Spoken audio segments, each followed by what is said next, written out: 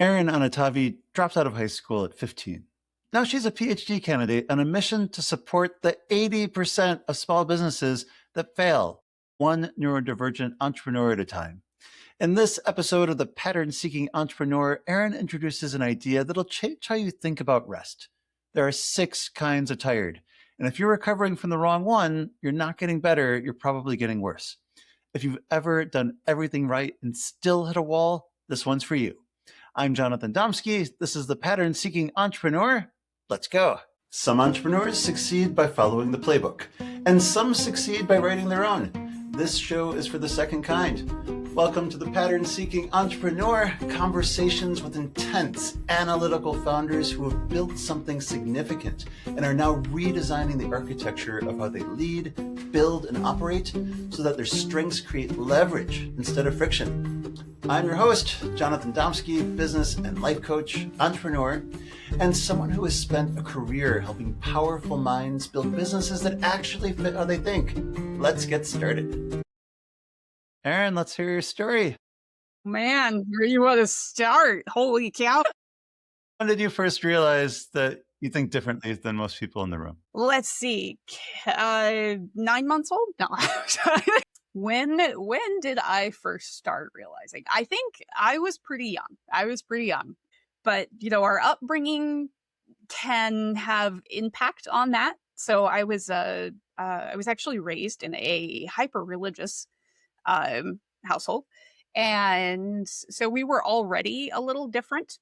So being shy, being quiet, not really doing a whole lot with, just my parents had opinions about the social world. Was homeschooled. I really wanted to be part of it more than I was. But there's a certain level of that too, where I'm super grateful because, I had both of my parents at home. My mom, what a saint. She put up with so much. And just like getting outside and getting our toes in the dirt. And, I had all of that. So I'm really, really grateful for that. So the thinking differently part didn't really hit until later, like much, much later. I just kind of was like, oh yeah, this is just, how my life is. Yeah. So I guess that would be, I don't know if that answers your question or not, but it's a thing. As someone who was raised in an upper middle class suburban family, being raised really different than the people around you, some people love it and thrive. Some of it really wish they could be part of the mainstream. My son has an unusual name. His name is Kubla, like Kubla Khan, K-U-B-L. That's awesome. And he loves being the only one. But I know so many people with unusual names who are like, oh, like, why couldn't you just name me Frank? Yeah, but you definitely marched to the beat of your own drummer, and it sounds like you were raised that way. One of my favorite stories is because like high school, I loved school. So after homeschool, I ended up going to public school for 7th, 8th, and 9th grade, and then I dropped out in 9th grade. But in 9th grade, we moved up to this really tiny town in Montana, and went into the one high school in that town. And I was like, so I am going to take this class and this class, but you guys are small town, and I'm a big city girl from Denver, and I just, kind of like don't really like your school. Well before the days where accommodation was anywhere on the map. They were like, yeah, well, city girl, you enroll all the way or not at all. And I was like, fine, not at all. And so I dropped out, and my parents let me get my GED, which was great. But yeah, it goes back. I was definitely one of those. My quote during that time in my life was, "It's the miles, not the years." People would always ask, like, "Oh my God, how old are you?" Like, you're like, you've got to be 20 something. And I was like, "It's the miles, not the years." I'm like, I'm not going to tell you that I'm 15. Like, I just no. Yeah, the best teacher I ever had for anything was my longtime piano teacher, and she was homeschooled. She was a brilliant pianist, a brilliant music teacher. But I remember Like, she never learned the alphabet song. Like, she knew how to read, but she didn't know the letters in order. Yeah. My gosh, no way. What? So there's some interesting gaps in her education, but, when you're raised differently, you have the space to explore your passions, explore your genius, which leads me to ask, tell me about your genius. What are the things that you seemingly effortlessly do better than almost anyone you know? I have a thing around that in neurodivergence, which hyperfixation on the autistic front, you don't get the superpower without the kryptonite. And where things go very well, and the things that you can do very well, and the things that you are super proud of, they come with a cost. And I think that it's fun and easy to recognize our genius. It's fun and easy to recognize our brilliance, and everybody wants that part, right? We all like that part. But that comes with pretty heavy consequences, Yeah. like health and relationships and well-being and financial stability and scarcity and education and friendships. Like, a lot of these things counter. You don't get the superpower without the kryptonite. So let's ask that more nuanced question. What's your kryptonite and what's its opposite That's under the the bright yellow sun? Yeah, it's tough. Like, autism was more recent for me. 4 years ago, I think now, when I had my diagnosis, and that kind of changed everything. It went from no, absolutely not. How could I possibly be that? To why didn't anyone else notice? And I think you kind of have been there too. And when that happens, you start to see things from a different perspective, and you hold expectations for yourself among the neurotypical structure of, I have to do these things this way. I have to be social. I have to go out and do. I have to, have to, have to. And the kryptonite is that obligation Hmm. of feeling that you have to. So when you accept that and you realize that your energy works differently, your neurology works differently. And whether it's autism or neurodivergence or ADHD, it doesn't not matter what it is. It's what is it about you and what your body and mind needs to feel that you are building the best future for yourself, a future that you can be proud of and a future that your kids can be proud of. So, if it's struggling with remembering to eat, that one. If it's struggling with 18 hours of hyperfixation to the point that you stand up and you're like, "Oh, spine, hello," like, those are things like you have to build in protective measures into your life that other people don't have to build in. Yeah. And it can feel unfair, but that's part of the key there. I think the challenge, the invitation for all these things, you're absolutely right. So many of these traits, are they're it's contextual, whether it's a weakness or whether it's a strength. And they'll say, in my own life, I've always been very slow to make new friends. I always had two or three really close ones, but it took me a long time to make new friends until about 5 years ago, when I stopped trying to do it the way that my extroverted, magnetically charismatic friends did it. Like, I could never go to a bar and chat up a stranger. Like, that would never happen to me. But Mhm. I had learned how to make friends just by authentically being myself. And I think our example is a good one. I found you on LinkedIn. I was fascinated by your profile. You were gracious enough to to let me in, and we just told each other our stories. Deeply, vulnerably sharing. And for me, that's all it takes, is to have that real connection.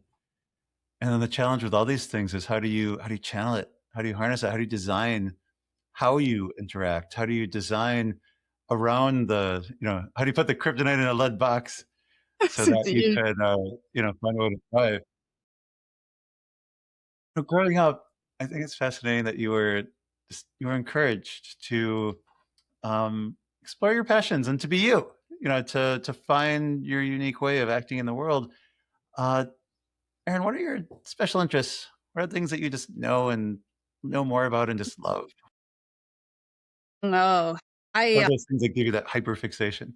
yeah, it's a thing. I kind of got a little bit on the luckier draw on that, in that my hyperfixation is actually something that I can do for work, Wow. which um, is uh, is definitely like I don't take that for granted. That is a thing that I can do. I build systems, and for a long time I didn't know how to explain that. I didn't know how to describe that, uh, because I don't build the systems. The systems build themselves inside of my head.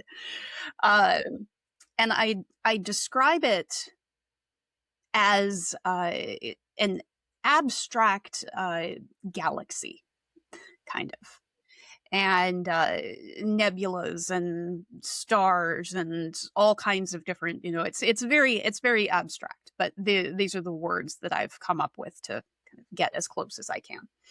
And when I learn new things and meet new people, I build a constellation for that person or that subject. And it ties the entire galaxy together, ties the entire universe together. And some stars overlap and some things connect. And those associations between subjects become very clear in that constellation and how they all connect to the others. And so when I look at a system or an entrepreneur or a structure or a business, I see the constellation and then I see the missing pieces.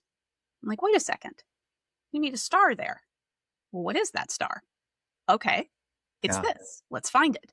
Let's connect it. Let's map it. And I didn't know that that was what I was doing. It's just what I centered myself on. I just dove in and I was very, very good at building systems. So that's what I love to do. And I connect pieces for people who are building things. You shied away. You shied away from that word genius, but that's one of the definitions of genius is that it flows through you. It's not necessarily something that you do. It's just something that you are. You said that you're lucky that your special interest, the thing that you hyper focus on, and the thing that again that flows through you, like music, like art, that it's what you happen to do for a living. Tell me about your business. What do you do? Who do you serve? What are the problems you solve? I am currently a full-time student, and I have not been accepted to a PhD program yet, but that's the checkbox, is to start working on a PhD. I mean, I'm already working on it, so I just need the program to finalize things. But my work is very centered in identifying why 50 to 80% of small businesses fail. That this is a catastrophic fail rate. That if 50 to 80% of kids didn't graduate from school, or 50 to 80% of medical procedures had complications, that it would be it would ruin, it would break everything, right? So why is it that we look at a 50 to 80% business fail rate and shrug our shoulders and be like, it's just how it is? Yeah. No. And each one of those failures, the death of someone's dream. Yes. So, Yeah. Eryn, so you've been an entrepreneur since you were 10 years old, is that right? Been a while, yeah. But you tried to quit entrepreneurship around 10 years ago. You moved to Seattle, you took a job, you told yourself you were done. You failed at not being an entrepreneur. What was actually happening there? Was it burnout? Was it something else? And what does it say about you that you only lasted a year? It's hard. There's a reason that I'm like, wait a second, why is this fail rate so dang high? Like, this is awful, because I've been around and I failed some stuff. Yeah, it's incredibly difficult. And one of the issues with that is kind of what ties into the program. the whole PhD concept is how do we fix that? How do we fix that fail rate? And my current thesis is around social welfare and economic stability and addressing poverty and addressing scarcity. Even the work that the UN does, the first item in one of their 26-point plans is alleviating poverty. Why? Why is this so important? It's because scarcity is economic, environmental. There's a whole lot of things that impacts. And if 80% of small businesses thrived, what would that do to our communities, to our families, to tax revenue, to states, to payroll, to job growth? It would do a lot. And when I tried to stop being an entrepreneur, when I would hold a job, I would solve the systems, and then I'd be like, cool, now what? Bored. It's just too boring not having that agency to solve. I know I constantly need to be solving something. I constantly need to be building something. Yeah. You're currently in a period of recalibration again right now, yeah? Indeed. I find it fascinating that your previous business, you were in the business of supporting minds that don't work on default settings. What kind of support do you need to act on the world the way that you desire? That's fantastic. The support that I need is the support that I'm building. That's because it doesn't really exist, at least not here in the US. The impact that health and energy and wellness has on the neurodivergent population. Statistically, there's like roughly 20% of the population is neurodivergent, just like globally. And of those, 72% are entrepreneur or entrepreneur adjacent. Yeah, we're a bunch of weirdos. Right. And it's like, so when you look at that fail rate, 80% fail rate, 72% impact in the neurodivergent umbrella. Is that a correlation that we should be paying attention to? Because I would argue that we should be.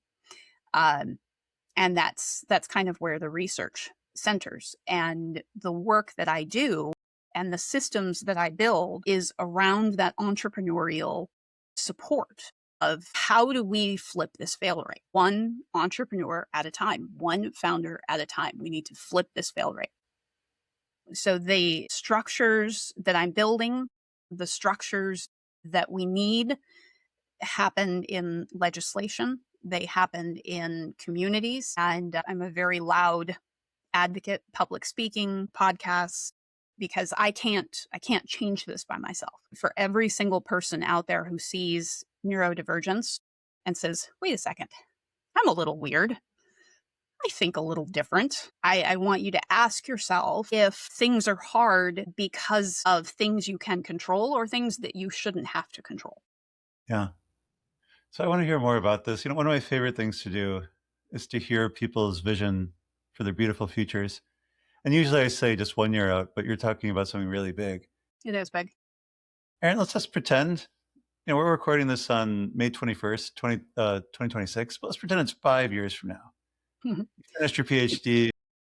It's had this tremendous impact on legislatures and systems and, foundations, whatever it is. Let's pretend it's May 21st, 2031. It's 5 years from now. And you've created everything that you've envisioned, everything you want for yourself, everything you want for the 72% of entrepreneurs who are neurodivergent, and even the ones who aren't. And you've just crushed it in every aspect of what you've set out to do. Looking back, what made you so successful? What have you accomplished? This reminds me of a quote that, when people ask, who's your hero? And I think somebody, I don't remember where it came, might have been a movie or a book or something, is like, my hero is me in 10 years. Yeah, beautiful. Yeah. And if at any point I look up ahead 10 years and that person is not my hero, then that calls for a moment of pause. Yeah. Like, wait a second, who do I want to be? And the success, I don't know if I know how necessarily to answer that, because I have struggled immensely for 43 years. And I haven't found that one lever that has done everything that I wanted to do. I have had to restart and rebuild so many times. And that's a little traumatizing, at times. So if in a hypothetical future where everything that I am working on comes to pass, and there is a movement of entrepreneurs, and there is legislature, and there is a universal basic income program in place, and governments are talking about the research that I publish and the work that I do, I should be so lucky. I hope that happens. If I get there, it is through the sacrifice of experiencing what it is that I'm writing. That you can't talk about being at the bottom unless you lived at the bottom. And you cannot talk about restarting unless you have had to restart. And that's a double-edged sword, because like, if I am successful in all of this, it means that I've told my story. It means that I've got on the stage and I have talked about the most painful things that we all deal with, every single one of us, all of us. And not through a lens of victimhood, but through a lens of, I don't want this for my children and for your children and for all of our children. I want them to create and build so that they do not know what I went through. Yeah. I don't want them to experience that. I don't want that. I don't want anybody to experience. I want them to have everything that they need to succeed. So I don't know that autism and monologuing. Yeah.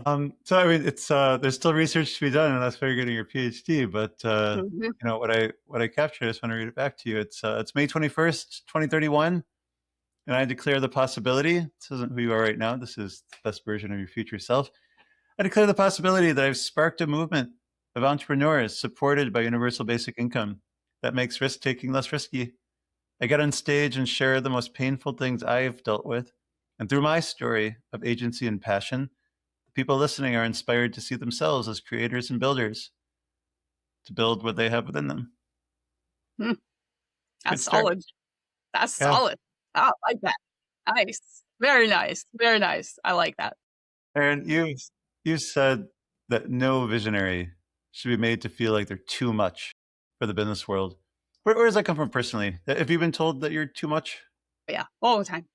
Yeah, and that is something I've had to embrace. It's alienating to a certain extent. It'll, on the more lucky side, I guess I've really leaned into that, the eccentricity of it, and it kind of works. I figured out a way to make it work. But others not so lucky. Others have neurodivergent struggles that are genuinely disabilities. Like what I have is genuinely disability based because of the, just the things that I can't do that other people can do. And when other people can't see that, it's hard.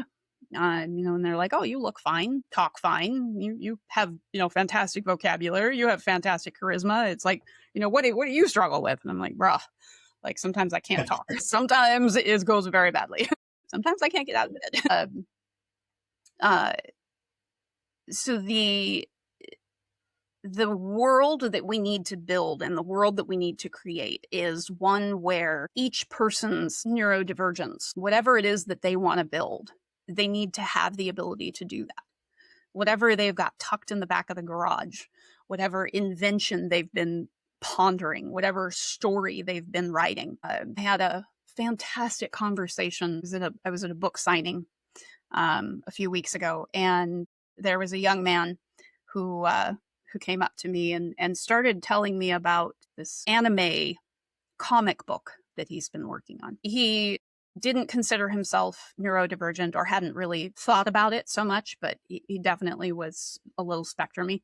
Spent about 20 minutes telling me about his, and I loved it. It was really, I was just like, I was right there. I was in it with him. And as he was explaining his characters and his storylines and everything that he was creating inside of his pictures, and he was showing me the drawings that he had done, and I was like, this is a wonderful story and you need to publish, like, write this, like, I will buy this. I may not be an anime person, but I would support you. And he's like, oh, I've got a pilot TV show and I've got this written and I've got a screenplay written and I would love for this to be a show and a movie. And I'm like, man, is he ever going to publish that? Yeah. Because his day job, he's not encouraged. Yeah. I want to ask you another question about this idea of being too much, because you're a big visionary thinker, Eryn, and you're talking about not just writing a policy paper, but creating a movement, like a whole society change to support entrepreneurship. So 3.5 years ago, I ended a 29-year marriage. And then long time. Shortly after that, went on my first date for 29 years. And the woman who was on the other side of that first date, she had something called an avoidant attachment style, which basically means that, like, the closer you get, the further they want. And I've been called too much in the past, and I'm kind of intense, and I'm an open book and fully transparent. Our very first date, I told her the whole story of my divorce and all that sort of stuff, and which in my telling is a very positive, empowering story. And we went on 5 dates, and then shortly before it would have been the 6th, she broke up with me, and it was exactly I was just too much for her. She wasn't used to that level of emotional intensity, and I could have responded by saying, I'm going to dial it back next time. I'm gonna very slowly ramp up. But instead, I said, I'm going to double down. Because if I'm going to be too much for someone, I want to know it after the first date. I don't want to wait, 2 months in and then say, like, I guess that didn't work out. And I was very lucky. It took all of 8 first dates until I found, the best, most intense relationship of my life. Awesome. But my question for you is, how do, when some people are told they're too intense, most people withdraw and they dial it down. Too many people do. How to, as a society, as a friend, as a parent, how to support someone that when they're told that they're too intense, to say, I guess you just have to double down and find the right person. This is part of the work, because right now those systems don't exist. Those provisions are not in place. The structure of classrooms are not supportive of that. What would it look like in a classroom if we were going to teach a generation of children to embrace their intensity? Yeah. What would that look like? Yeah. Montessori is a little bit closer to some of that than some of the other programs out there. But the things that we are teaching in school, that's a whole other tangent, because that goes back to, that has ties with, like, Carnegie, and going back to 1900 and factory workers and Rockefeller and the railroads, and the tangents on there are very deep. But we're not raising factory workers anymore. Yeah. And for lack of a better word, the enlightenment that needs to happen is happening. We're definitely seeing a lot of those shifts, and those shifts are incredibly important. But for a 10-year-old child to allow themselves to be whoever they are, those systems are not in place right now. They're not. I remember when my son was, he just started first grade, and I picked him up after, about a month in. I was talking with the teacher, just how's he doing? And is there anything I could do to support you? The good work you do in the classroom, support it at home. And she told me, he has trouble switching between topics. I'm like, what do you mean? And he's like, well, we'll be doing math or something and he'll be really into it, but now it'll be time to do reading. And like, he just has trouble making that transition. And I told her, like, oh, I'll talk to him about it. But in my heart, I was thinking, there is no way I'm going to let you kill the passion of my child. Like, he was telling Exactly. you, Exactly. he loves doing math, and you're saying, like, stop doing that because it's time to do something else. And I Yeah. understand she has a classroom to run and be kind of chaos if everybody's doing their own thing. That would require a very different kind of class. Only because the system is not designed. We don't support our teachers. Yeah. If we supported our teachers to run the classrooms in the way that they feel that they know, you don't become a teacher because you don't care. Sometimes that ends up you get jaded, after years, but the teachers that we have, you have really good teachers out there, and the system strangles them. Yeah, sure. The issues that exist right now around intensity and allowing people to live in their brilliance and their genius and all of these things, it is a systemic crushing. Medical field, education, government, household, relationships, all of these things have a set of tendrils that we need to unwind. And I think my personal mission, I think it begins with small business. I think it begins with the entrepreneurs, because when we do that, the economic results of that are what needs to happen in classrooms, Yeah. when One we're of the things that raising makes entrepreneurs. Yeah, one of the things that makes entrepreneurs a special breed is just the amount of agency that we claim for ourselves and in our lives. And again, before we move on to the next topic, I told my son ever since he was very small, like, respect your teachers. They have a hard job. Don't make their job harder for them. But these people have no power over you. Like, there's nothing they could do to hurt you. And if they send you to the principal's office, tell them to call your dad. You know what I told my kids when they were little. I was like, man, like, how do you really throw an insult at someone who is just really deserving of an insult without getting yourself in trouble? Yeah. And I decided that the word peasant was very effective. So I was like, when you run into people who are mean, you just turn around and you're like, peasant. And then you carry on with your life. And turns out it is very effective.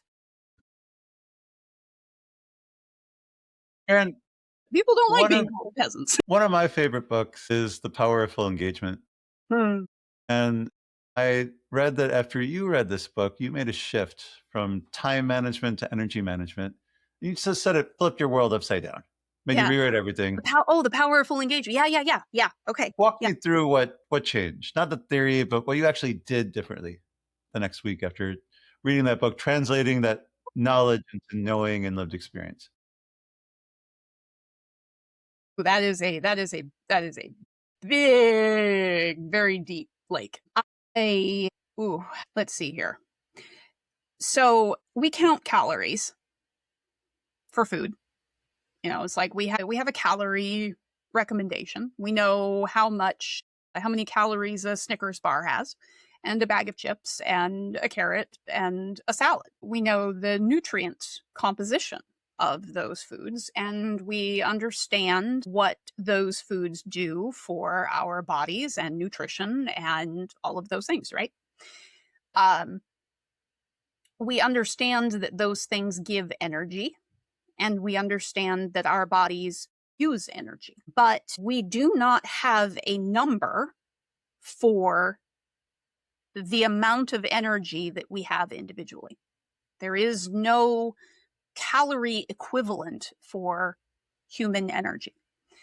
And and in addition to that, not all energy is created the same. I've identified 6 different types of energy that we utilize. We have mental energy, we have physical energy, we have social energy, creative energy, we have emotional energy. Oh my gosh. And the 6th one just like totally disappeared off my head. So there are 6. And when we look at the way that we burn energy, we have different point values for each one of those. And when we recover, right, we understand that eating healthy is good for our bodies, but we do not understand that there is healthy recovery and unhealthy recovery. There is the Snickers bar of recovery, and there is the salad of recovery. And these things rejuvenate us in different ways. That if, and through the work, like it's very autistic, but I've basically have identified that we have roughly 24 points of energy a day in these categories. When you burn energy, it burns in different rates at different speeds, and it recovers differently. When you feel tired, it's not necessarily a physical tired. It's not necessarily a mental tired. Creative, social, physical. What kind of tired is it? We don't know, because we haven't trained ourselves and educated ourselves on the different kinds of energy and the way that we recover those. Sure. And Let's yeah. take emotional energy as an example. Let's just say you've had a really emotionally trying day. Something with your kids, something with, just something going on in the world.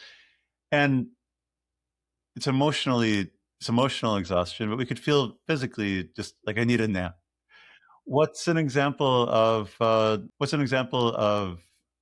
efficient, deep emotional recovery?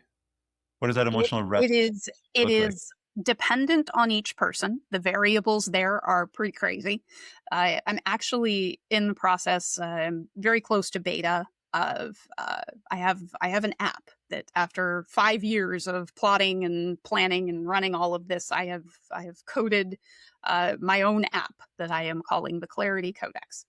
Yeah. And it is an energy management app that does predictive energy management, so that it will it'll actually look ahead and say, hey, on Friday afternoon at 2 p.m. you have an 80% probability of developing a migraine because of this and this and this, and your energy habits and your recovery habits. Recommend doing XYZ based on your personal profile to prevent that. And the craziest thing, like, the algorithm works. It's blowing my mind. I'm like, you imagine it in your head, and I'm like, all right, yeah, but does it? It works. And I'm so excited. But anyway, that's neither here nor there. Recovery looks different for each person. So meditation for some people will give them energy, emotional recovery points. Loud music for somebody else will give them emotional recovery points. Taking a walk. Being alone, being with people. So like one example is, let's say that you're emotionally drained and your recovery for emotional energy is social for one person. And for another person, your recovery for emotional energy is isolation. So you have two people who recover in different ways.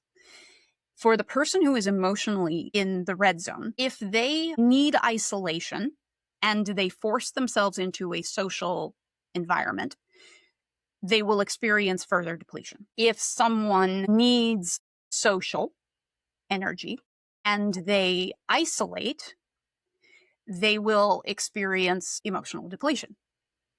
Spiral, depression, doesn't work. So you have two different kinds of recovery that respond to two different kinds of people. And if you don't know what your personal recovery method is, you're eating a Snickers bar when you need a salad. And you're like, why don't I feel better? Why am I not getting better? Why am I not getting better? Yeah. I love that. So the clarity matrix, that's what it's called? Clarity matrix, clarity codex. I'm between the two of them. You start by, it gives you a questionnaire and just like trying to figure out all this stuff, and then it'll give you guidance on how to recover. It's a system that learns with you. It learns with you. God, I'm so excited about this. Crazy. That's a big deal. It takes into account every variable that exists, from your age, your neurodivergence, the weather in your area, your sensitivity to barometric pressure. Yeah. Uh, it takes a look at your relationships and your energy breakdown and how you spend your time and how you recover. It factors in every single one of the variables that impacts who we are and how we recover. When do And you it think it's learns going to be those patterns. ready for? When do you think it's going to be ready for launch? Oh my God. I'm probably as soon as cause like a school and my finals are, oh my God, do I work on my app or do I write my paper? Like, the decision is terrible. I would say I'm probably maybe 2 months, 3 months out from Two beta. months, so it's coming real soon. I can't Yeah. wait to. I can't Yeah. wait to take a look at it. I'm curious. So you didn't answer that. For you personally, how do you recover from emotional drainage? Yeah. Yeah. Right. Cause like circling back to that, learning what I need for recovery Yeah. has been immense, and being able to identify those things. So taking 5 minutes to have a cup of tea and stare at a wall Mhm. is enough to replenish, and emotional is a salad for emotional energy. Yeah. Going to the gym and working out aggressively for an hour to the point that I'm like crawling out of the building is recovery for mental energy. So, like, you may not think it's like, oh, wait a second. No, you're burning a tremendous amount of, no, if I am mentally tapped out and in the red zone, I need physical, like, Yeah. I need to level that out in order to give myself time to recover in the brain. Touching grass, pretty effective for certain types of, emotional and social, like social energy, creative energy needs to just stare at the sky. Yeah. Yeah. For me, it's also that, like, being in nature, experiencing awe and beauty. But the thing that I do more than anything else, every morning before I open my eyes, I meditate. And one of the many things I do in my morning meditation is an emotional clearing. And I'll think about any time from the previous 24 hours when I wasn't fully present, when I didn't fully feel what I was feeling. And I'll play it back in my mind like a video, and I'll like try to like crank up the stereo dial, try to feel it as intensely as possible. Really cool. Just kind of invited in for a cup of tea. And then when I'm ready to, when it's lost its grip on me, just to let it go, and I start the day I love free and that. clear. Which brings me to my next question. You've written that Stoicism found you at a moment when you were dealing with payroll freight people, hiring mistakes, financial setbacks. It really could have ended everything. And you read this other book that just one of these books that changes your lives. I've had a dozen of them or so. And one was The Obstacle is the Way, kind of reframe things for you. What did you have to actually practice, not just believe? For stoicism is not typically found in feminine circles, ironically. Was it? So it definitely tends to lean into the more masculine circles, which is certainly very interesting. So you find a lot of content about stoicism, and doesn't really exist in the like feminine content. So for me, what stoicism means is not ignoring the emotional components of our existence, because you can't. You can pretend to, but it just doesn't work. It is recognizing and releasing the expectation of dependence on that. That when you recognize that the obstacle itself is a blessing, it kind of switches things around mentally, where like I used to when you're going through really hard things, like it's easy to look at that and be like, I wish I wasn't here, I wish I wasn't experiencing this. I don't actually ever say that, because I know that whatever happens on the other side of that, I'm probably going to look back and be like, oh wow, I wouldn't ever want to go back to that, but I'm glad I'm really glad it's over. I made it, but look at what has happened. Like I wouldn't be doing my PhD if I hadn't experienced all of these things. I wouldn't have written the book, like my book, Yeah. first book, when I was going through everything last year. I was lamenting to a mentor, and he was like, well, so what are you going to do now that, you can't do the things, like, you're convalescing. You just basically can't do the things that you were doing before. And I was like, well, I'm just going to crawl under a rock and feel sorry for myself. I'm going to sit here and be miserable for months. And he was like, nah, I actually think you're going to write a book.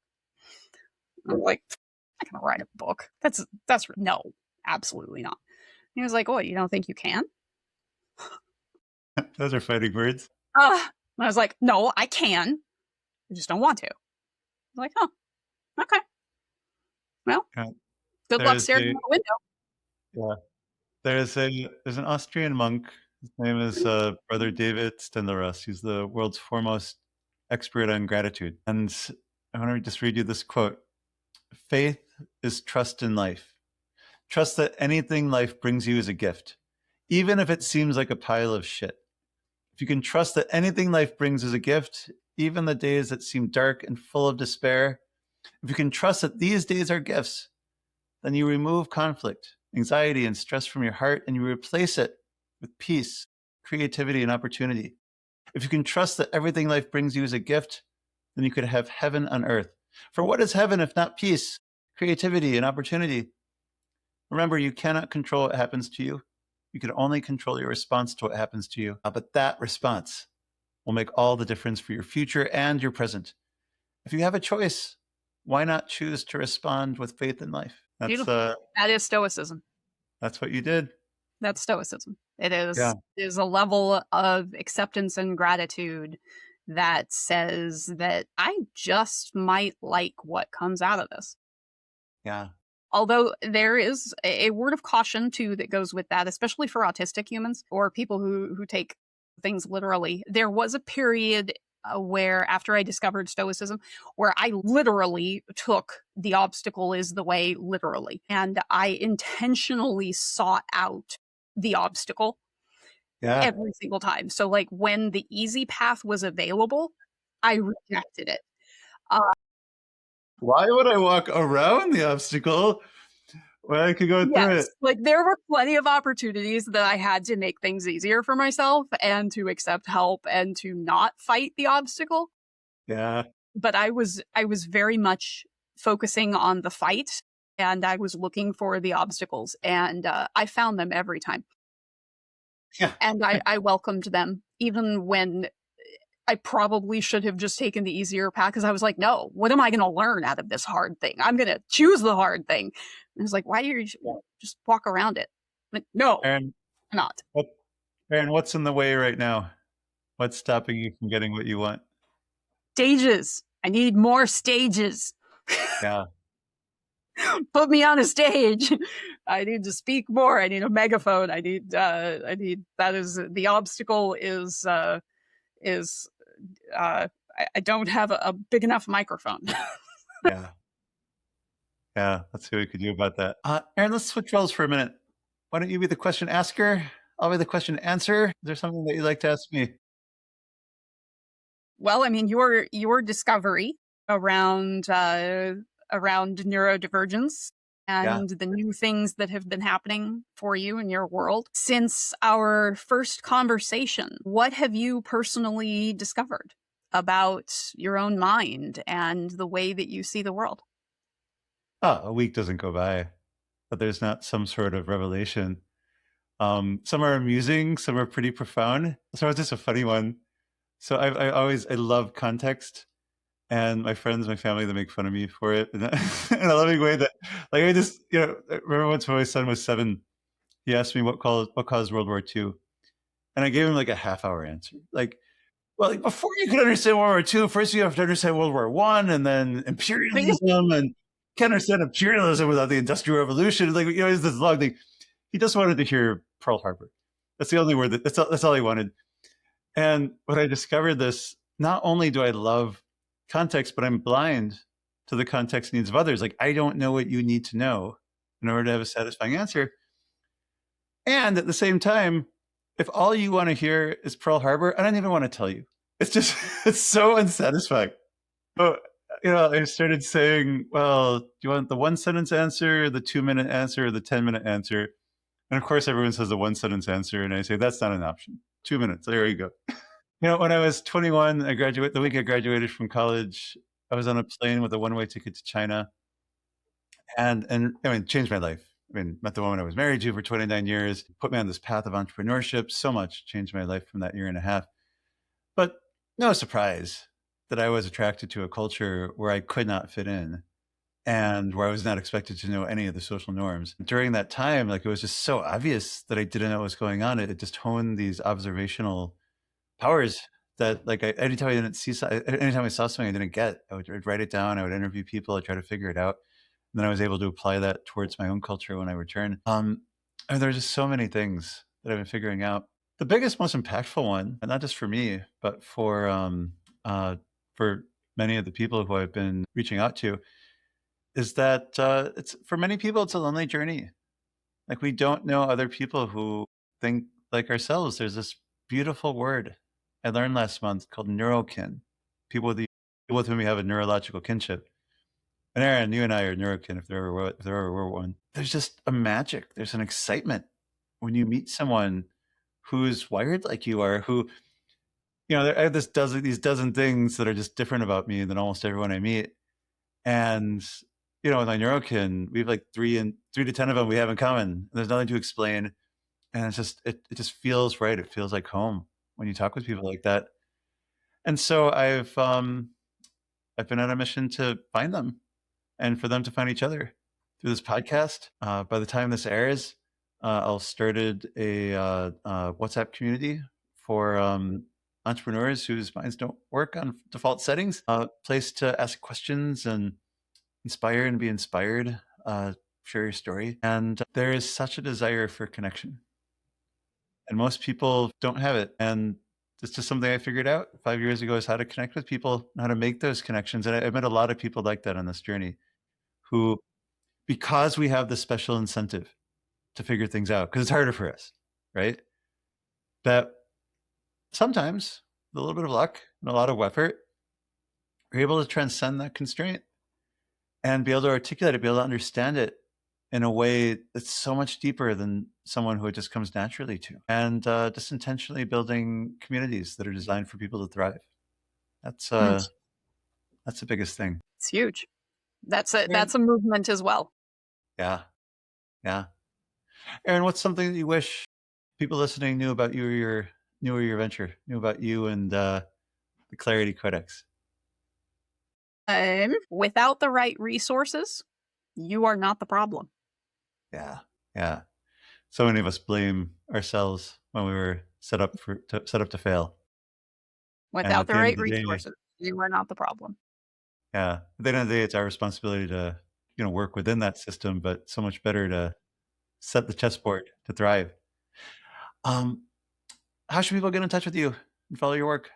LinkedIn, pretty good spot. And my book is available. Always happy to sell copies of that. Help me pay my rent. It is If Then, a neurodivergent rule book, self-published through Amazon right now. And LinkedIn, any kind of speaking. I love guesting on podcasts. The more people that I can reach, the faster I hit that 5-year, right? I need more people to be aware of what we're up against. And the more people that I talk to, the more conversations that we have, the louder we are about the change that needs to happen. These are the things that are going to create a better world. Eryn Anitavi, thank you so much. Thank you so much. Thanks for listening to The Pattern-Seeking Entrepreneur. If today's conversation resonated, especially if you are a founder who has built something meaningful, but senses that the structure around you no longer fully fits how your mind works, I would love to hear from you at untangled-coaching.com. Don't forget the dash. If this episode was valuable, the best thing you could do is to share it with one founder who needs to hear this message. That's how the show grows, one person at a time. Until next time, may your work ahead fit you better than anything you've ever built before. And if today's conversation felt like it was speaking directly to you, it probably was. I'd love for you to reach out.